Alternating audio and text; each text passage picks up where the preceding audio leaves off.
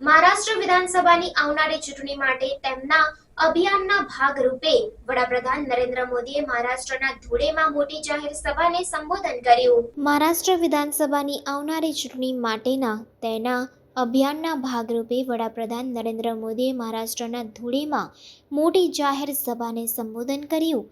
તેમના ભાષણ દરમિયાન પીએમ મોદીએ રાજ્યમાં મહાયુતિ સરકારની સિદ્ધિઓને હાઇલાઇટ કરી અને સતત વિકાસ અને પ્રગતિના મહત્વ પર ભાર મૂક્યો। તેમણે વિપક્ષ, ખાસ કરીને મહાવિકાસ આઘાડી એટલે કે MVAની ટીકા કરી, તેને ચાક અને બ્રેક વિના વાહન કહીને અને લોકોને સ્થિર અને સમૃદ્ધ મહારાષ્ટ્ર માટે ભાજપને ટેકો આપવા અનુરોધ કર્યો। પીએમ મોદીએ કેન્દ્ર અને રાજ્ય સરકારો દ્વારા પ્રદેશમાં ઇન્ફ્રાસ્ટ્રક્ચર, આરોગ્ય અને શિક્ષણ સુધારવા માટે હાથ ધરવામાં આવેલા વિવિધ વિકાસ પ્રોજેક્ટ્સ અને પહેલો વિશે પણ વાત કરી। વડાપ્રધાનના સંબોધનને ભીડમાંથી ઉત્સાહભેર તાળીઓ મળી હતી, જેમણે સૂત્રોચ્ચાર અને નારા સાથે તેમનો ટેકો દર્શાવ્યો। भारत माता की, भारत माता की, माता एकवेरा देवी आणि यहाँ मोगी माता चरणी में कोटि कोटि नमन करतो।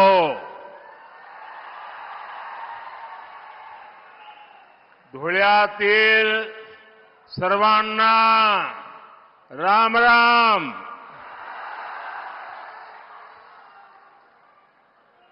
आज एक बार फिर मुझे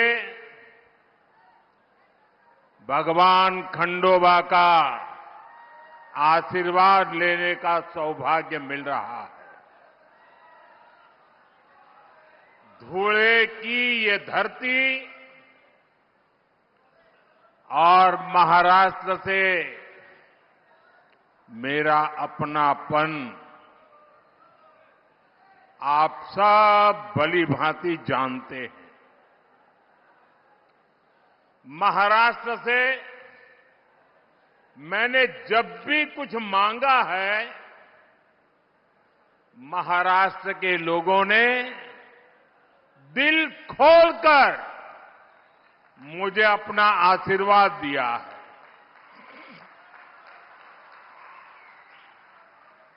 - 2014 के विधानसभा चुनाव में मैं आपके बीच धुळे आया था। मैंने आपसे महाराष्ट्र में बीजेपी सरकार के लिए आग्रह किया था। आपने महाराष्ट्र में 15 साल के सियासी कुचक्र को तोड़कर बीजेपी को अभूतपूर्व जीत दिलाई थी। और आज एक बार फिर मैं धुळे की धरती पर आया हूं। धुळे से ही मैं महाराष्ट्र में चुनाव अभियान की शुरुआत कर रहा हूं। आपका ये प्यार, ये अपार जन समर्थन, ये जन समूह, जितने लोग पंडाल में हैं उससे ज्यादा पंडाल के बाहर है।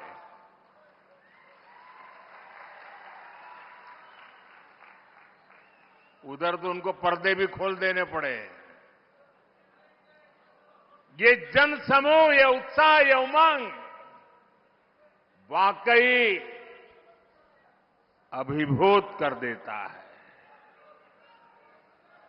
हम सभी को, भाजपा को, महायुति को, महायुति के एक एक उम्मीदवार को आपके आशीर्वाद चाहिए।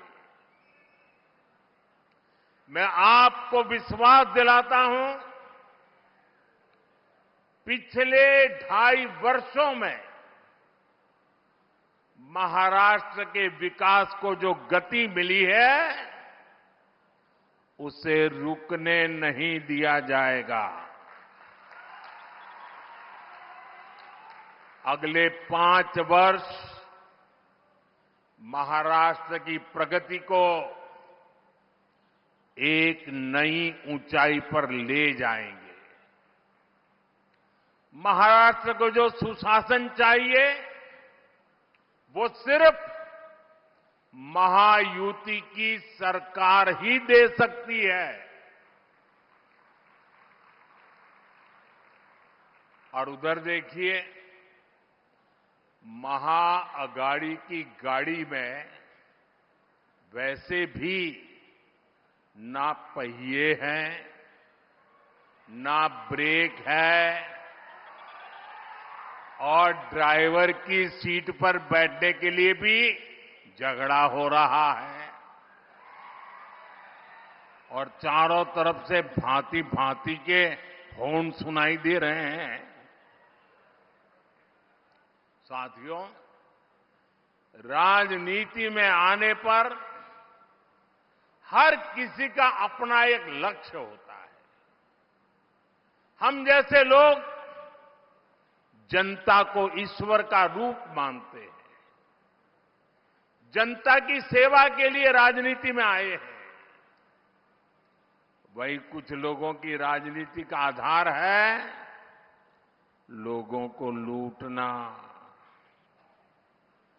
जब लोगों को लूटने की नीयत वाले महाअघाड़ी जैसे लोग सरकार में आ जाते हैं, तो वो विकास ठप कर देते हैं।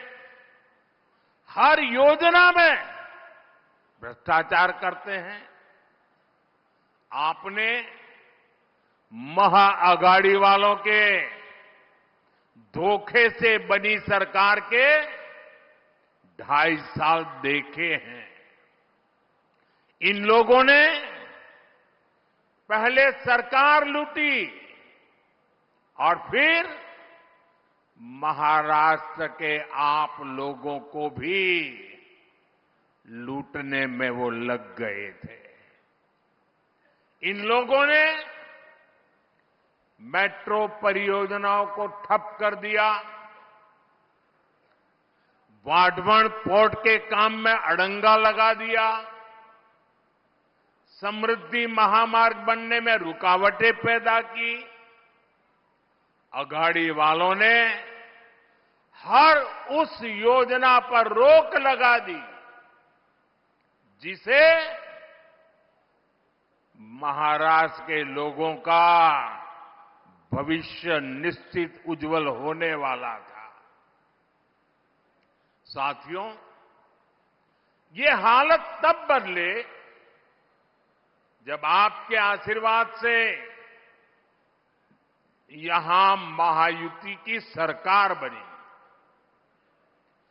महायुति के 2.5 वर्षों में महाराष्ट्र ने विकास के नए रिकॉर्ड बनाए। शिंदे जी की कमान में 2.5 वर्षों में महाराष्ट्र को उसका गौरव वापस मिला है, विकास का भरोसा वापस मिला है। और इसलिए मैं महाराष्ट्र के मतदाताओं से आग्रहपूर्वक कहूंगा, आप सबको याद रखना है, भाजपा महायुती आहे तर गती आहे। महाराष्ट्राची प्रगती आहे। साथियों, मैं आज महायुति को बहुत बहुत बधाई देना चाहता हूं। महायुति ने महाराष्ट्र को नई समृद्धि देने वाला वचननामा जारी किया है। महायुति के 10 संकल्पों की बहुत चर्चा हो रही है। शिंदे जी, मेरे मित्र देवेंद्र फडणवीस जी और अजित पवार जी ने जनता के सुझावों से ये शानदार वचननामा तैयार किया है। महायुतीचा वचननामा विकासाची वाढेल गती, महाराष्ट्राची होणार हमखास प्रगती। महायुति के इस वचननामे में, इस घोषणा पत्र में हर वर्ग की आर्थिक प्रगति की योजना है, समानता का भाव है, सुरक्षा का एहसास है और सबको साथ लेकर चलने का विश्वास है। इसमें महाराष्ट्र के भविष्य का रोड मैप है। मैं ऐसे जन कल्याणकारी वचननामे के लिए महाराष्ट्र की जनता को भी विशेष रूप से बधाई देता हूं। महायुति का वचननामा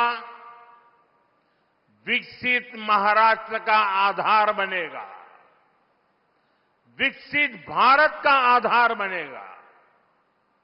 साथियों, यहां इतनी बड़ी संख्या में हमारी माताएं, बहनें, बेटियां आई हैं, दूर दूर तक मैं देख रहा हूं। विकसित महाराष्ट्र, विकसित भारत के लिए हमारी बहनों, बेटियों का जीवन आसान बनाना, उन्हें सशक्त करना बहुत जरूरी है। जब महिलाएं आगे बढ़ती हैं तो पूरा समाज तेजी से प्रगति करता है। इसलिए पिछले 10 वर्षों में केंद्र सरकार ने महिलाओं को केंद्र में रखकर अनेक बड़े बड़े फैसले लिए हैं। पिछली सरकारों ने सैनिक स्कूलों से लेकर काम के कई क्षेत्रों में महिलाओं का रास्ता रोका हुआ था। ये मोदी है, उसने वो सारे बंधन हटाए, महिलाओं को ज्यादा से ज्यादा क्षेत्रों में काम के अवसर दे दिए, सारे दरवाजे खोल दिए। हमने नारी शक्ति बंधन अधिनियम के जरिए विधानसभाओं और संसद में महिलाओं को आरक्षण का अधिकार दिया। शौचालय से लेकर गैस सिलेंडर तक हर योजना के केंद्र में हमारी माताएं, बहनें ही रही है।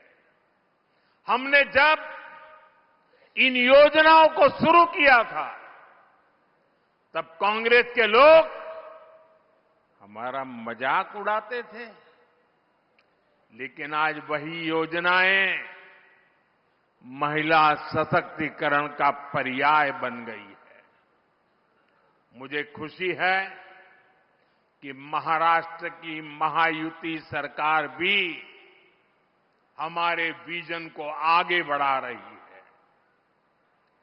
माताओं को, बहनों के लिए यहां अनेक योजनाएं शुरू की गई है। आज महाराष्ट्र में हर डॉक्यूमेंट पर माता का नाम अनिवार्य कर दिया गया है। महायुति सरकार के इस फैसले का हर किसी ने खुले दिल से स्वागत किया। मुझे खुशी है कि महाराष्ट्र पुलिस में 25,000 बेटियों की भर्ती से एक नया विश्वास पैदा होने वाला है, महिलाओं का सामर्थ्य बढ़ने वाला है और महिला सुरक्षा बढ़ेगी और बेटियों को रोजगार भी मिलेगा। साथियों, हमारी सरकार महिलाओं के सशक्तिकरण के लिए जो कदम उठा रही है वो कांग्रेस और उसके गठबंधन को बर्दाश्त नहीं हो रहा है। आप जानते हैं कि महायुति सरकार की माझी लाड़की बहन योजना, ये माझी लाड़की बहन योजना की सिर्फ महाराष्ट्र में नहीं, देश के हर कोने में चर्चा है। लेकिन कांग्रेस माझी लाड़की बहन योजना को बंद करवाने के लिए भांति भांति साजिशें रच रही है। कांग्रेस के इकोसिस्टम वाले लोग इस योजना के खिलाफ कोर्ट तक पहुंच गए हैं। कांग्रेस और उसके साथियों ने ठान लिया है कि अगर उन्हें सत्ता मिली तो सबसे पहले इस योजना को बंद कर देंगे।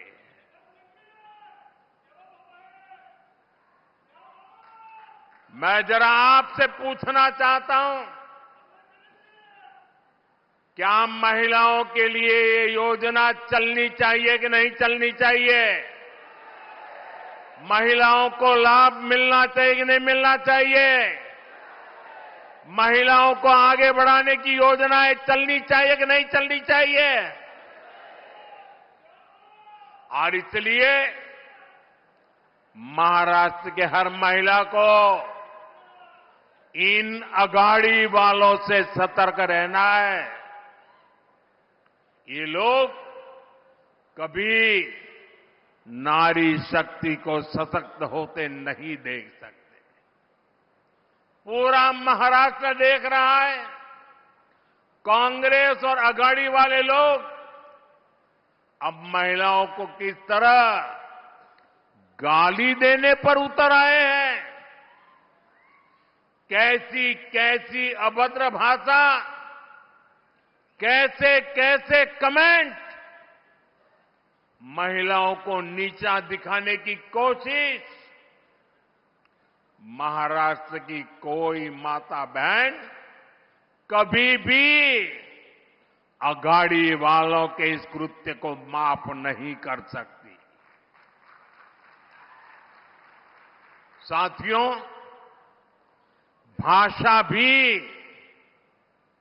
और मातृभाषा तो एक तरह से हमारी मां होती है। मुझे गर्व है कि हमारी सरकार ने मराठी भाषा को अभिजात भाषा का दर्जा दिया है।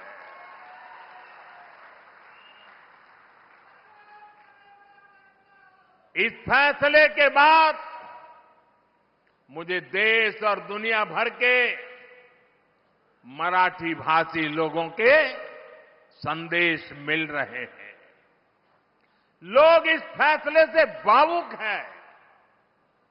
ये उनका वर्षों पुराना सपना था, जिसे हमारी सरकार ने पूरा किया है। भाई और बहनों, मराठी भाषा को अभिजात भाषा का दर्जा मिले, ये दशकों से महाराष्ट्र के लोगों की इच्छा थी, मांग थी। कांग्रेस पार्टी ने महाराष्ट्र में भी राज किया है, केंद्र में भी राज किया है और केंद्र में महाराष्ट्र में एक साथ भी राज किया है, सरकारें चलाई। लेकिन मराठी को अभिजात भाषा का दर्जा मिले, इन्हें इसकी जरूरत नहीं लगी। इन्होंने हमेशा मराठी भाषा के सम्मान की मांग को अनदेखा किया। उन्हें अब भी परेशानी हो रही है। ये काम मोदी ने कैसे कर दिया? मोदी ने क्यों कर दिया? महाराष्ट्र के नाम पर राजनीति करने वाले अघाड़ी वालों का यही असली चेहरा है। साथियों, महाराष्ट्र में डबल इंजन सरकार ने कैसे काम किया है, ये आज पूरी दुनिया भी देख रही है। आज विदेशी निवेश में, नए अवसरों में महाराष्ट्र पहली पसंद है। लगातार 2 साल तक महाराष्ट्र विदेशी निवेश में नंबर 1 रहा है। इस साल के पहले 3 महीने में 50% से ज्यादा, 50% से ज्यादा विदेशी निवेश अकेले मेरे महाराष्ट्र में आया है। महाराष्ट्र को सभी निवेश परियोजनाओं में प्राथमिकता दी जा रही है। इलेक्ट्रॉनिक वाहन परियोजना, ग्रीन एनर्जी और सोलर प्रोजेक्ट, स्टील प्रोजेक्ट, ऐसे कितने ही प्रोजेक्ट महाराष्ट्र के अलग अलग हिस्सों में स्थापित किए जा रहे हैं। भारत का सबसे बड़ा पोर्ट, पूरे हिंदुस्तान का सबसे बड़ा, ये पोर्ट भी, बंदरगाह भी हमारे महाराष्ट्र में बन रहा है। इंफ्रास्ट्रक्चर के बड़े प्रोजेक्ट से महाराष्ट्र में नए अवसर तैयार हो रहे हैं। साथियों, और जिस दिन मैं वाढवण पोर्ट के शिलान्यास के लिए आया था, उस दिन हमारे देवेंद्र जी ने पब्लिक में एक इच्छा व्यक्त की थी। उन्होंने कहा था कि हिंदुस्तान का सबसे बड़ा बंदरगाह बन रहा है। मोदी जी इतना सारा कर रहे हो, हजारों करोड़ लगा रहे हो, तो वहां एक एयरपोर्ट भी बना देना। उस दिन तो मैं चुप रहा था, लेकिन भाइयों बहनों, जैसे ही आचार संहिता खत्म होगी, जैसे ही महाराष्ट्र में महायुति की शपथ विधि हो जाएगी, मैं महाराष्ट्र सरकार के साथ बैठ करके देवेंद्र जी की इच्छा कैसे पूरी हो, इस बात के लिए काम करूंगा।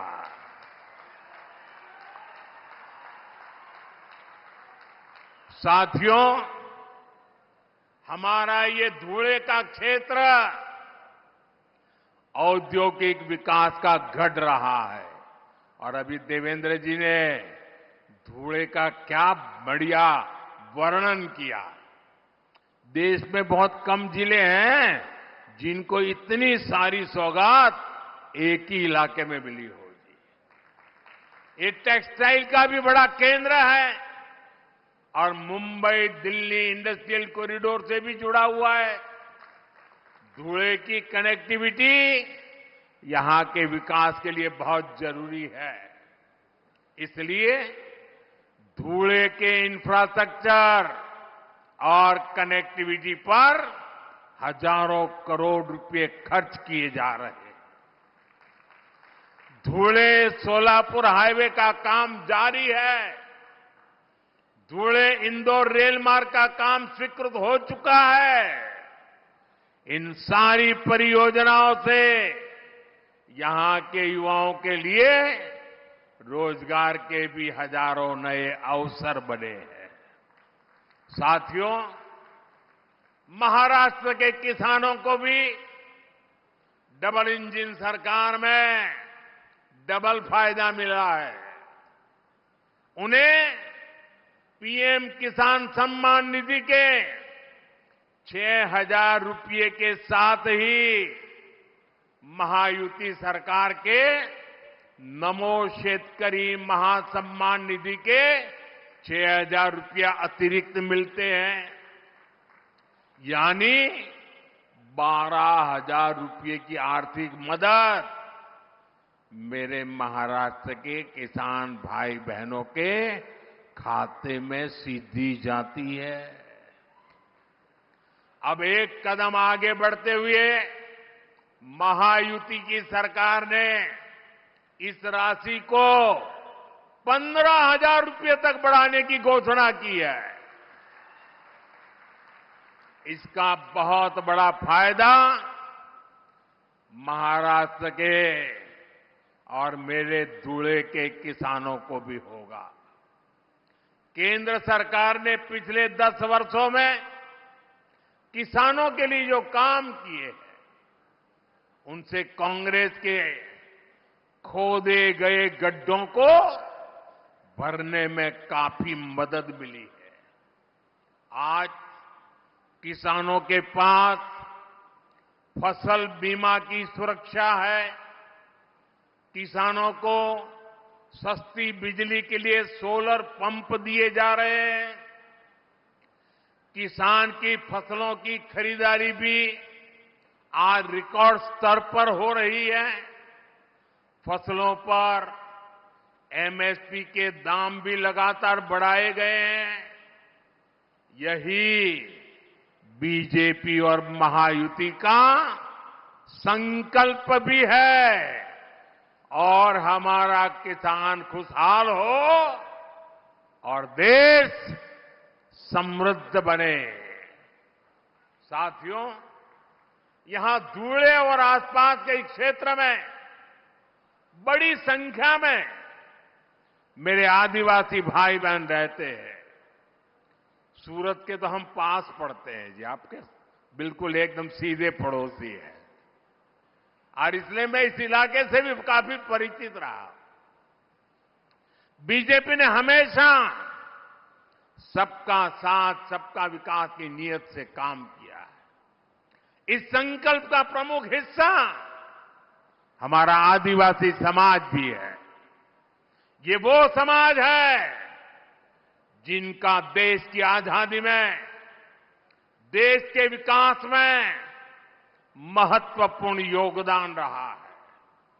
लेकिन कांग्रेस और उसके साथियों ने कभी आदिवासी गौरव, आदिवासी स्वाभिमान पर ध्यान नहीं दिया।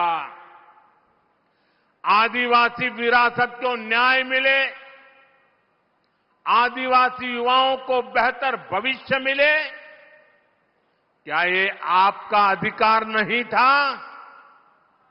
लेकिन इस काम में दशकों लग गए। जब अटल बिहारी वाजपेयी जी के नेतृत्व में बीजेपी की सरकार आई, तब अलग आदिवासी मंत्रालय बना। तब पहली बार आदिवासी हितों को, इस समाज की अपेक्षाओं को महत्व मिला। हमारी सरकार ने भगवान बिरसा मुंडा की जयंती पर जनजातीय गौरव दिवस की शुरुआत की है। इसका मकसद यही है कि आदिवासी परंपरा को पहचान मिले। इस बार 15 नवंबर से अगले 1 वर्ष तक हम भगवान बिरसा मुंडा की 150वीं जन्म जयंती मनाएंगे। हमारी सरकार देश भर में एकलव्य आवासीय विद्यालय भी बना रही है।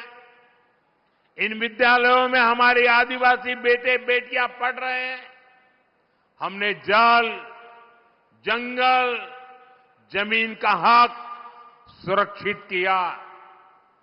वन उपज का लाभ आदिवासी समाज को मिले, इसके लिए हमने इस समाज को उसके अधिकार दिए। बीजेपी के ही प्रयासों से पहली बार एक आदिवासी महिला द्रौपदी मुर्मू जी देश की पहली आदिवासी राष्ट्रपति बनी। और पूरे देश ने देखा है कि कैसे कांग्रेस और उसके साथियों ने द्रौपदी मुर्मू जी को हराने के लिए पूरी शक्ति लगा दी थी। आए दिन ये लोग द्रौपदी जी का अपमान करते हैं और ये इनकी पुरानी आदत है। बाबा साहब आंबेडकर को हराने के लिए नेहरू समेत ने ताकत लगा दी थी। आज से 25-30 साल पहले बाबा साहब आंबेडकर को नीचा दिखाना ये कांग्रेस का रोज का काम था और वैसा ही उन्होंने द्रौपदी मुर्मू जी के साथ किया। साथियों, आज मैं आपको और पूरे देश को कांग्रेस और उसके साथियों की एक बहुत खतरनाक साजिश से आगाह करने के लिए आया हूं और इस आदिवासी क्षेत्र में आया हूं तब मेरा ये कर्तव्य बनता है इस खतरनाक खेल से मैं महाराष्ट्र को, देश को, मेरे आदिवासी भाई बहनों को सजग करूं। कांग्रेस द्वारा एक जाति को दूसरी जाति से लड़ाने का खतरनाक खेल खेला जा रहा है और ये खेल इसलिए खेला जा रहा है क्योंकि कांग्रेस कभी दलितों, पिछड़ों, आदिवासियों को आगे बढ़ते नहीं देख सकती। यही कांग्रेस का इतिहास है। आजादी के समय हमारे बाबा साहब आंबेडकर ने बहुत कोशिश की थी कि शोषितों, वंचितों को आरक्षण मिले, लेकिन नेहरू जी अड़े हुए थे कि किसी भी कीमत पर दलितों, पिछड़ों, आदिवासियों को आरक्षण नहीं दिया जाएगा। बहुत मुश्किल से बाबा साहब दलितों और आदिवासियों के लिए आरक्षण का प्रावधान करा पाए, उनको लड़ाई लड़नी पड़ी। नेहरू जी के बाद इंदिरा जी आई, उन्होंने भी आरक्षण के खिलाफ ऐसा ही रवैया जारी रखा। उनका भी मकसद यही था कि किसी भी कीमत पर एससी, एसटी, ओबीसी को प्रतिनिधित्व न मिल पाए। ये लोग चाहते थे कि एससी, एसटी, ओबीसी हमेशा कमजोर रहे। इंदिरा जी के बाद राजीव गांधी आए, उनकी भी सोच और अप्रोच अपने खानदान से अलग नहीं थी। राजीव गांधी ने भी ओबीसी आरक्षण का खुल करके विरोध किया था। ये लोग जानते थे कि एससी, एसटी, ओबीसी अगर ये समाज मजबूत हो गया तो उनकी राजनीति की दुकान का शटर गिर जाएगा। राजीव गांधी के बाद अब इस परिवार की चौथी पीढ़ी इस खतरनाक भावना के साथ उनके युवराज काम कर रहे हैं। कांग्रेस का एकमात्र एजेंडा है किसी भी तरह एससी समाज की एकता को तोड़ो, एसटी समाज की एकता को तोड़ो, ओबीसी समाज की एकता को चकनाचूर कर दें। कांग्रेस चाहती है कि एससी समाज अलग अलग जातियों में बिखरा रहे ताकि एससी समाज की सामूहिक शक्ति कमजोर पड़ जाए। कांग्रेस चाहती है कि ओबीसी समाज भी अलग अलग जातियों में बटा रहे ताकि ओबीसी के तौर पर उनकी जो एकजुटता की पहचान बनी है, ये ओबीसी अगर ओबीसी रहे तो उनकी ताकत बढ़ जाएगी। ये ताकत न बढ़े इसलिए ओबीसी समाज को भी जातियों में बिखेर दो, इसलिए वो ओबीसी को भी अलग अलग जातियों में बांटने का खेल कर रही है। कांग्रेस चाहती है कि हमारा एसटी समाज अलग अलग जातियों में बटा रहे, क्योंकि आज आदिवासी के रूप में, जनजातीय समूह के रूप में, शेड्यूल्ड ट्राइब के रूप में समाज की एकता, समाज की एक पहचान, समाज की एकजुटता आज उभर करके आई है और वो मजबूती से अपनी आवाज उठा न पाए, इसलिए उनको भी छोटी छोटी जातियों में बिखेर दो। यहां धुले के इस क्षेत्र में हमारे भील गरासिया, कोकना, कोकनी, कोली महादेव, डोंगर कोली, वारली, ठाकर, कोली ठोर, टोकरे कोली, गमित, गमता, गवीत, पारगी, कटकरी, धानका, तड़वी, तैतरिया, ऐसी आदिवासी जातियां रहती है। कांग्रेस भीलों को कोकना से लड़ाना चाहती है, कांग्रेस भील गरासिया को कोकनी से लड़ाना चाहती है, कांग्रेस कोली महादेव आदिवासी जाति को डोंगर कोली से लड़ाना चाहती है, कांग्रेस वारली आदिवासी जनजाति को ठाकर आदिवासी जनजाति से लड़ाना चाहती है, कांग्रेस कोली ढोर को टोकरे कोली से लड़ाना चाहती है, कांग्रेस गमित को गमता से लड़ाना चाहती है, कांग्रेस गवित को पारधी से लड़ाना चाहती है, कांग्रेस कटकरी को धानका से और तड़वी को तैतरिया से लड़ाना चाहती है। साथियों, आदिवासी की पहचान, जनजातीय समाज की पहचान, शेड्यूल्ड ट्राइब की एकता, इसको तोड़ने में कांग्रेस लगी हुई है। आदिवासी जातियों की एकजुटता कांग्रेस को फूटी आंख नहीं सुहाती। कांग्रेस का एजेंडा है कि देश भर की आदिवासी जातियां आपस में लड़ती रहे, उनकी सामूहिक आदिवासी ताकत खत्म हो जाए। कांग्रेस ने जब धर्म के नाम पर ऐसे ही साजिशें रची थी तो देश का बंटवारा हो गया था। अब कांग्रेस एससी, एसटी, ओबीसी समाज की एक जाति को दूसरे के खिलाफ खड़ा कर रही है।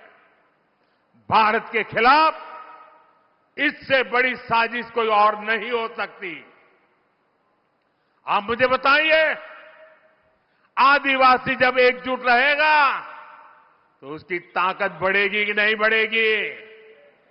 ताकत बढ़ेगी कि नहीं बढ़ेगी? अलग अलग जातियों में टूटने से आप सोचिए कमजोर हो जाएंगे कि नहीं हो जाएंगे। इसलिए मैं कहता हूं, एक है तो सेफ है, एक है तो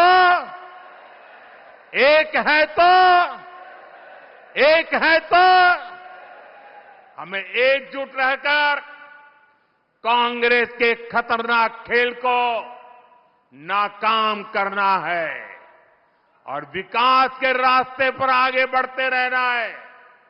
साथियों, आजादी के बाद महात्मा गांधी कांग्रेस को खत्म करना चाहते थे। उन्होंने कहा था, अब आजादी मिल गई, कांग्रेस को बिखेर दो। उन्हें कांग्रेस को लगने वाली बीमारी का अंदाजा था। जहां विभाजन की आग है, वहां जड़ में कांग्रेस का देश विरोधी राग है। कांग्रेस हमेशा देश को तोड़ने वाले षड्यंत्रों का हिस्सा रही है। इसका एक बड़ा उदाहरण है जम्मू कश्मीर। कांग्रेस ने कश्मीर को आर्टिकल 370 के जरिए देश की मुख्य धारा से अलग किया। कांग्रेस ने कश्मीर में बाबा साहब आंबेडकर का संविधान 75 साल तक लागू नहीं होने दिया। ये कांग्रेस वालों को जवाब देना पड़ेगा। इतने लोग कांग्रेस के राज करते रहे, ये परिवार राज करता रहा, क्या कारण था? बाबा साहब आंबेडकर का संविधान जम्मू कश्मीर में लागू नहीं हुआ। देश में 2 संविधान चलते थे। ये मोदी आया तब जाके बाबा साहब आंबेडकर संविधान जम्मू कश्मीर में लगा। और इसके कारण होता था क्या? कश्मीर में दलितों, वंचितों को उनका हक नहीं मिलने दिया। कांग्रेस ने आतंकवाद को संरक्षण दिया, अलगाववादियों का संरक्षण दिया। जो समस्या कांग्रेस ने पैदा की थी, हमने आर्टिकल 370 खत्म करके उस समस्या को भी खत्म कर दिया है। ये 21वीं सदी के भारत के सबसे बड़े फैसलों में से एक है। लेकिन जैसे ही मैं देशवासियों को कहता हूं, जरा जागिए, सचेत हो जाइए। जैसे ही कांग्रेस और इंडी गठजोड़ का जम्मू कश्मीर में सरकार बनाने का मौका मिला, वो फिर से कश्मीर को लेकर साजिशें करने लगे। आपने टीवी पे देखा होगा, 2-3 दिन पहले जम्मू कश्मीर विधानसभा में जो कुछ हुआ आपने देखा होगा। कांग्रेस गठबंधन वहां फिर से आर्टिकल 370 लागू करने का प्रस्ताव पारित किया है। दोस्तों, क्या यह देश स्वीकार करेगा? आप सहमत होंगे? कश्मीर को तोड़ने का कांग्रेस का एक कारनामा आपको मंजूर है? आर्टिकल 370 के समर्थन में विधानसभा के भीतर बैनर लहराए गए। जब बीजेपी के विधायकों ने जी जान से उसका विरोध किया तो उन्हें उठा उठा करके सदन के बाहर फेंक दिया गया। कांग्रेस और उसके साथियों की एक घिनौनी सच्चाई पूरे देश को, पूरे महाराष्ट्र को समझनी होगी। कांग्रेस गठबंधन एक तरफ जम्मू कश्मीर से भारत का संविधान हटाने का प्रस्ताव पास करता है। कांग्रेस ने जो प्रस्ताव पारित किया है ना, इससे बाबा साहब का संविधान जो मोदी वहां ले गया है ना, वो फिर वापस कर देंगे और जम्मू कश्मीर में बाबा साहब के संविधान को घुसने नहीं देंगे। और दूसरी तरफ यही कांग्रेस, उनका गठबंधन यहां महाराष्ट्र में आकर संविधान की झूठी किताब लहराता है, कोरे कागज वाली। ये कोरे कागज वालों की कटी पतंग का जमाना आ गया है।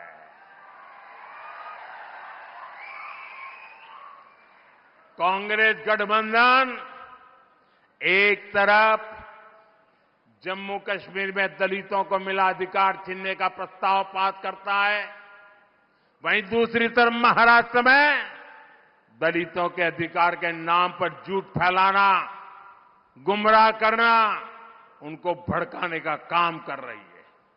कांग्रेस गठबंधन एक तरफ कश्मीर में आदिवासियों के अधिकार छीनने का ऐलान करता है, वहीं दूसरी तरफ महाराष्ट्र में आकर ये लोग आदिवासियों की आंख में धूल झोंकने का पाप कर रहे हैं, अधिकारों के झूठे नारे लगा रहे हैं। आजादी के 75 साल बाद जम्मू कश्मीर में बाबा साहब का संविधान लागू हुआ है, लेकिन ये कांग्रेस और उसके साथियों को ये बर्दाश्त नहीं हो रहा है। मैं कांग्रेस और यहां अगाड़ी वाले लोगों से कहना चाहता हूं, पाकिस्तान के एजेंडे को देश में बढ़ावा देने की कोशिश मत करो। कश्मीर को लेकर अलगाववादियों की भाषा मत बोलो। याद रखो, तुम्हारे ये मंसूबे कामयाब नहीं होंगे। और जब तक मोदी पर जनता जनार्दन का आशीर्वाद है, कांग्रेस वाले तुम कश्मीर में कुछ नहीं कर पाओगे।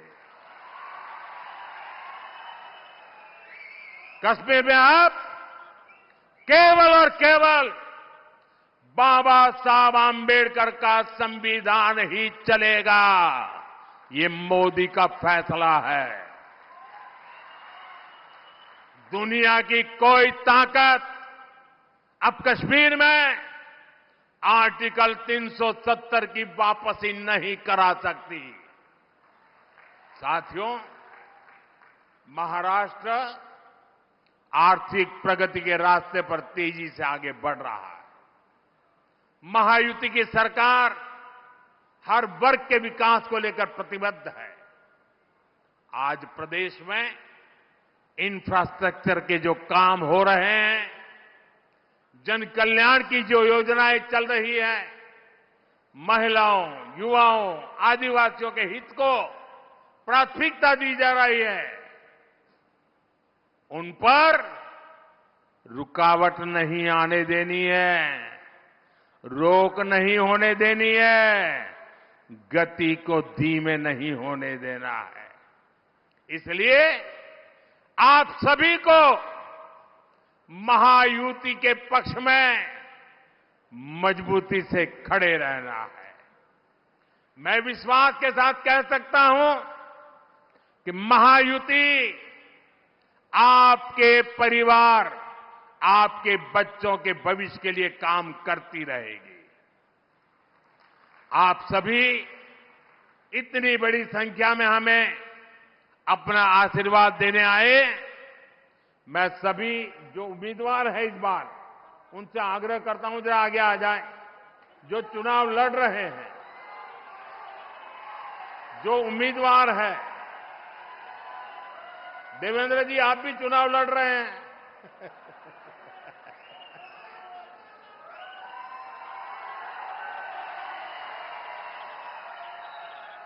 मेरे साथ बोलिए भारत माता की, भारत माता की, भारत माता की। आप लोग जरा वहां रुकिए।